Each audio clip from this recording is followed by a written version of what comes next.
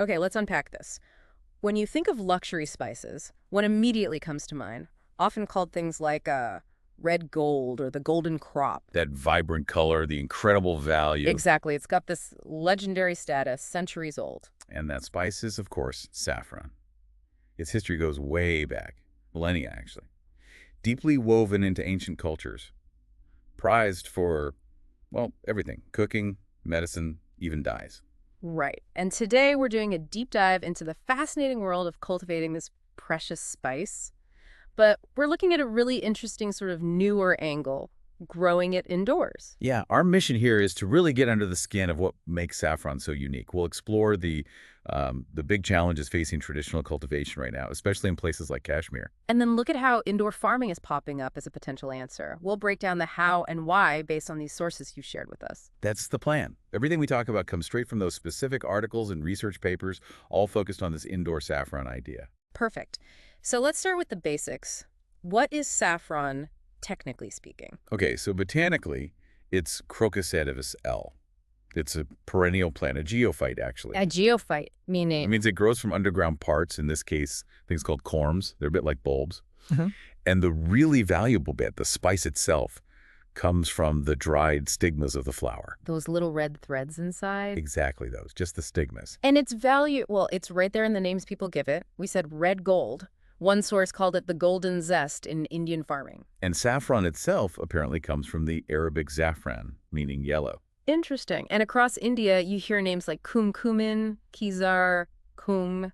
It's clearly held in high regard everywhere. Oh, absolutely.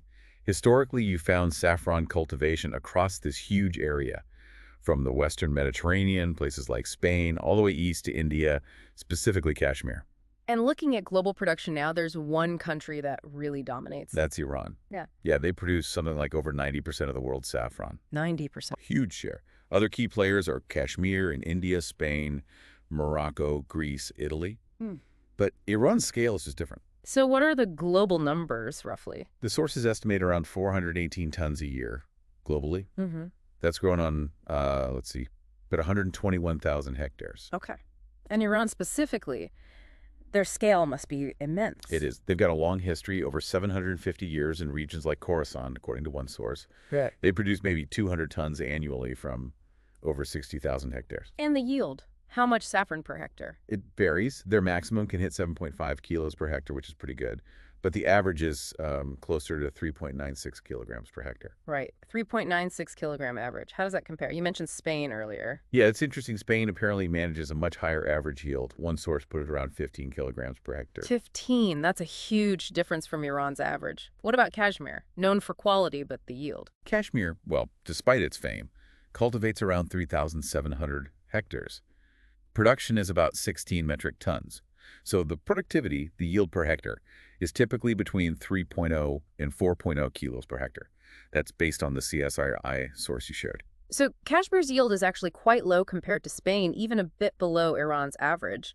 That definitely suggests there are some issues there. It does point towards challenges, yeah. Okay, before we get into those challenges, what does saffron actually need to grow well traditionally outdoors? What are the ideal conditions? Well, the specific environmental needs, they do vary a bit region by region, but generally you're looking at temperate climates, and the soil is really crucial. How so? It needs to be loose, well-drained, things like clay, calcareous soils, silty clay, sandy loam, and those tend to work well. Does pH matter?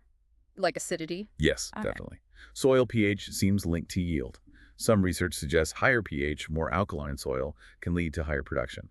In Jammu and Kashmir, for instance, it's typically grown in soils with a pH between, say, 6.3 and 8.3. Okay. And temperature. Critical, especially for flower development. It needs about 23 to 27 degrees Celsius in the summer. And importantly, the winters shouldn't get too harsh, ideally not dropping below minus 15 or minus 20 Celsius. So a specific climate window? Anything else for good traditional growth? Oh, yeah. Beyond climate and soil, you absolutely need good quality planting material, those corms we mentioned, healthy ones, Right. and then just solid cultivation techniques, knowing how to produce new corms effectively, making sure the corms actually survive well after you plant them. All that stuff matters for a good harvest. Okay, so we know what it likes, but the sources really paint a picture of traditional growing, particularly in Kashmir, facing some, well, pretty serious headwinds leading to lower productivity. Let's dig into those challenges now. Yeah, this is where you see the vulnerability of the traditional ways. The saffron plant itself has this natural cycle, right? After its main growth spurt, it goes into senescence. Senescence, like aging. Sort of, yeah. The leaves die back. This usually happens in April. The plant then shifts all the energy it made through photosynthesis, the photosynthates. The food it made. Exactly. Yeah. It moves that energy downwards back into the corms. Back into those underground bulb-like things. Right. This process takes about a month, and it helps develop the new daughter corms from the original mother corm. This senescence signals the end of the active growth for the year, and the plant goes dormant, ready for the next season. Okay, natural cycle, but things are disrupting it. Yes, external factors are seriously messing with this cycle and hurting production, especially in Kashmir, according to these sources. You mentioned rainfall being key earlier. How's that playing out? Well, traditionally, saffron ideally needs about 100 to 150 centimeters of rain spread out through the year, plus some winter snow. And crucially, getting enough rain in September is vital. That triggers the corm activity, the flowering. It's not happening. The sources show a really worrying trend. Rainfall is declining across Kashmir. The decreases vary depending on the area: mountains, foothills, plains, but it's a consistent drop. We're talking several millimeters per year, less rain on average. And less rain, especially in September, Means lower yields. Yeah. It directly impacts that crucial flowering stage. So, climate change hitting it hard, what else is causing problems? Well, alongside the environment, the sources talk about issues like, they call it technological poverty, basically outdated farming methods. How does that hurt? It can damage the soil over time, reduce productivity. Plus, there's a lack of awareness among some farmers about, modern post-harvest techniques, proper storage, knowing the exact right time to separate the stigmas, using things like solar dryers, even branding. And I guess that lack of know-how affects the final quality. Hugely. It's critical. Fresh Kashmiri stigmas right off the plant have really high quosin content. That's the compound giving saffron its color and value. It can be 14–17%. But if it's handled badly, dried wrong, stored poorly, that crocin level can plummet down to maybe 9 or 11.5%. Wow, that's a big drop in quality. It is. And this mix of old tech and poor handling directly contributes to that lower average yield we talked about in Kashmir, around 2.2 kilo. Remember, Spain was hitting like 8 kiloha, Italy maybe 10 kiloha. That difference really tells a story. Are there other issues the sources flag? Diseases are a big one. Corm rot is mentioned frequently. Rotting bulbs. Why? It seems linked to intensive cultivation, planting saffron in the same spot year after year monoculture, and sometimes using planting material that's already diseased. Soil pathogens build up. And climate change isn't just about average rainfall, right? Droughts. Yes. The sources specifically mention prolonged droughts as a major concern. Saffron really relies on that natural rainfall. They point to a period, 1999 to 2003, where productivity in Kashmir hit a 30-year low. It fell from over 3 kiloha down to just 1.57 kiloha. That's a massive drop. Did it recover? There was some recovery later, like in 2004-05, when rainfall was better, and the average yield over the next decade or so was higher. But that vulnerability to drought is starkly clear. So, weather, disease, but there are human pressures too, on the land itself. Oh, definitely. Urbanization is a huge threat. Population growth, too, especially in famous areas like Pampore, which is near Srinagar. Why there specifically? Those traditional saffron fields are prime agricultural land. But because they're near the city, they're also really appealing for building houses, businesses. Converting farmland to development. Exactly. The sources stress how crucial it is to prevent that conversion. These fields aren't just farms, they're culturally, historically vital for the region. Losing them is a massive blow. Beyond urbanization is just finding enough land an issue. Yes.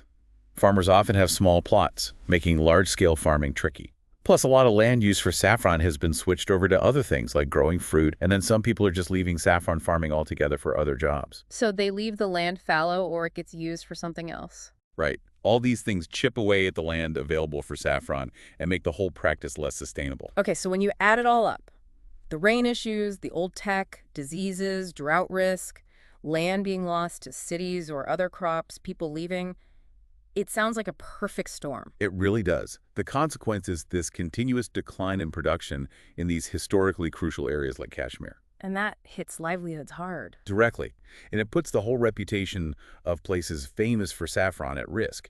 It really makes a strong case for needing innovation, for looking at new ways to grow it, maybe in different areas, or using totally new techniques. Like indoor farming. Exactly, like indoor farming. Okay, so that brings us right to this potential solution highlighted in the sources, indoor saffron cultivation. The idea being that this super valuable but struggling spice could actually thrive inside. Yeah, the sources suggest it grows extremely well in controlled indoor vertical systems. And this could potentially open up new business models, bring some much-needed stability to production. How does it tackle those specific outdoor problems we just discussed? Well, think about the water issue first. Indoors, you can optimize everything. Right. Water use is precise, much lower, through controlled irrigation. So you're not hostage to droughts or unpredictable rain anymore. Okay, that's a big one. What else? You get total control over the environment, temperature, humidity, even light. This basically shields the plants from extreme weather, like heat waves or sudden cold snaps linked to climate change. Which are big risks outdoors. Huge risks for a delicate, high-value crop like saffron. This level of control is incredibly appealing. It removes a lot of that outdoor uncertainty. And you mentioned vertical systems. That sounds like it saves space. It does. You can use vertical space efficiently, packing the plants in. You don't need vast fields. The sources give a pretty startling example. Go on. A 60-meter haul, they say, could potentially hold 4 metric tons of saffron bulbs, the Yeah. planting material. 4 tons of bulbs in one haul. Wow. And how does the actual saffron yield compare, like space-wise? This is probably the most dramatic point in the sources about indoor potential. They state that growing saffron indoors on just 100 square meters Okay, a small areas. can produce the same amount of saffron as growing it outdoors, traditionally on a full hectare of land. Wait, say that again. 100 square meters indoor equals 1 hectare outdoor. That's what the source claims, yes. That is mind-blowing. That's 100 times less land for the same output. That definitely tackles the land availability and urbanization issues we talked about. It's a phenomenal difference in land use efficiency, absolutely. So, okay, this sounds potentially game-changing. For someone listening thinking about this, how do you actually do it? What are the nuts and bolts, the requirements, the steps for indoor saffron based on these sources? Right. It starts with the space. You need an enclosed building, a hall, something where you can control the conditions and set up densely. Got it. Indoor space. Then what? Then you need trays and racks. Plastic trays seem common. You put the Yeah. corms in these trays, and then the trays go onto vertical racks. Often these are initially kept in a dark room. Why dark? To keep temperatures stable and help with a key part of the corm's development cycle. We'll come back to that. You also, critically, need healthy, disease-free corms, good-sized ones. The sources even mention using specially selected perennial seeds, likely meaning corms for consistency. Makes sense. Healthy starting material is key. What's the first step you take with those corms? Okay, according to the procedure described, first step is disinfecting the corms, often treating them with a fungicide. Yeah, to prevent that corm rot problem we heard about outdoors. Exactly. It's a crucial step to prevent rotting, make sure your planting material is viable, and directly address one of those major outdoor challenges. Mart, what's next? Then, typically, you sort the corms by size. This helps get more uniform growth later on. After sorting, you place them into the plastic trays. Okay, corms in trays, then onto the racks. Onto the racks, yes. And then comes that crucial step we mentioned. The racks holding the trays go into a dark environment, and they stay there for quite a while, around 120 days. 4 months in the dark. That seems like a long time. What's happening in there? It's essential. This dark phase forces the corms to undergo specific physiological changes. It kind of mimics being deep underground or dormant. It signals them to build up internal resources and get ready for sprouting and flowering once conditions change. It's a necessary trigger. Got it. A vital prep stage. So after those 4 months in the dark. After the dark phase, the total time from planting the corms to seeing flowers emerge is roughly 3 months. Okay. Once the flowers pop up, you harvest the stigmas, the saffron threads. And remember that conversion rate. You need about 70 kilos of fresh flowers to get just 1 kilo of dried saffron spice. 70 to 1. Wow. Yeah, and the sources also estimate that 1 ton of saffron bulbs, the corms you plant, can produce around 2 kilos of dried saffron indoors. Okay, so you harvest the saffron stigmas. What happens to the rest of the plant, the corms, afterwards? Do you just throw them out? No, that's important. The source mentions that after the indoor harvest, the saffron buds, which basically means the corms and the leftover plant matter, are then preserved, Preserved how? often by planting them outdoors, maybe in open fields or even just kitchen gardens, to let them regenerate for future seasons. Saffron's a perennial, remember? It needs its corms to keep going. This step ensures that continuous cycle. Right, so it's not a one-and-done indoor process for the corms themselves. They need that outdoor phase, too. Seems that way, yeah, for the long-term propagation. Okay, so connecting all this back to you, the listener, why does this deep dive into indoor saffron matter? Well, I think it matters because it's a concrete example of how technology and new farming ideas aren't just abstract concepts. They can offer real, tangible ways to help protect valuable traditions, like saffron growing, and secure the future of precious resources that are clearly under pressure. Pressure from climate change, from societal changes. Exactly. Indoor farming offers a potential path towards more consistency, more stability in the saffron supply. That's something traditional methods in these vulnerable regions are visibly struggling with right now. So, wrapping up this deep dive, the picture is pretty clear.